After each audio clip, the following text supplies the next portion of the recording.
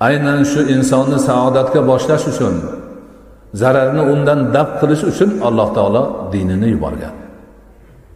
Allohning dinini bosh maqsadi shu: insonni muhofaza qilish, insonni hayotini muhofaza qilish, insonni obro'sini muhofaza qilish, insonni salomatligini muhofaza qilish, insonni sharafini muhofaza qilish, insonni mol mulkini muhofaza qilish.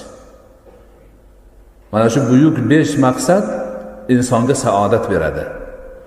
Islom shariati asosiy maqsadi insonni mana shu buyuk 5 maqsadga erishtirishdir.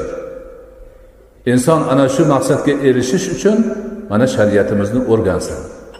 O'zini sharafini qanday himoya qiladi? Oilasini sharafini qanday himoya qiladi? O'zini dinini qanday himoya qiladi? O'zining moli, mulkini, o'zining sog'ligini va boshqa foydali taraflarini qanday demak himoya qiladi? Shunga erishish uchun qaysi yo'l bilan boradi? Bizi dinimiz bayon qilib bergan. Buni xalqimizga ulamolarimiz asta-sekin tushuntirib kelishyapti.